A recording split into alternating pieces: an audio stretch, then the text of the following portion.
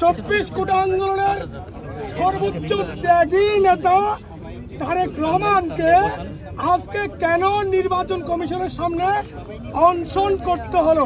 তাহলে কি ধরে নিতে হবে এই নির্বাচন কমিশন জনগণের কমিশন নয়? নির্বাচন কমিশনার সাহেব, আপনি কখনো স্বপ্নে ভেবেছেন আপনি নির্বাচন কমিশনার হবেন?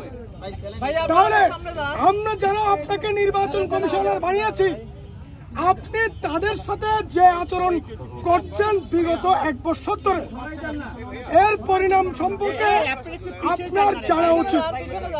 আমরা হাসিনার মতো চরম ফ্যাসিবাদী জালিম শেখ হাসিনাকে ছাড়ি না।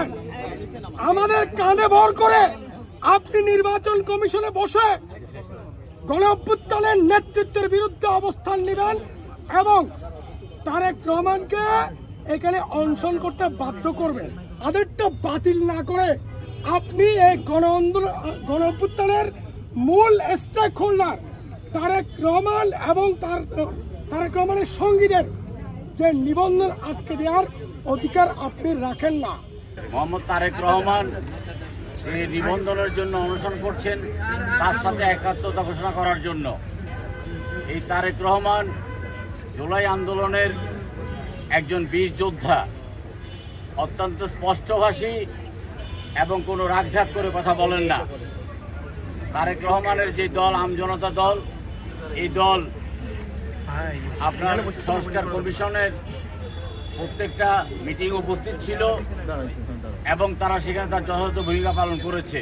নির্বাচন কমিশন নিবন্ধনের জন্য আমরা আবেদন করতে দেখেছি, তখন যে 3টা ক্রাইটেরিয়া ছিল, সেই 3টা ক্রাইটেরিয়ার প্রেক্ষিতে 40টি রাজনৈতিক দলকে নিবন্ধন দিয়েছে।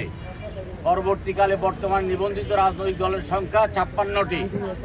তার মধ্যে আমি আপনাদের মাধ্যমে নির্বাচন কমিশনকে চ্যালেঞ্জ দিয়ে বলতে পারি, নির্বাচন কমিশন যদি যথাযথভাবে চেক করে তাহলে 5 থেকে 60টির বেশি রাজনৈতিক দল নির্বাচন কমিশনের সেই শর্ত পূরণ করতে এখন আর পারবে না।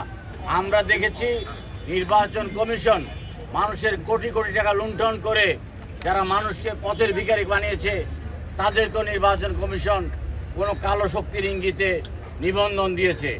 সুতরাং আজকের এই জুলাই যোদ্ধা, এই বীর সৈনিক, এই গণতন্ত্রের পক্ষে নিরলসভাবে কথা বলে যাওয়া তারেক রহমানের দল আমজনতা দলকে নিবন্ধন দেওয়ার জন্য নির্বাচন কমিশনের কাছে অনুরোধ করছি।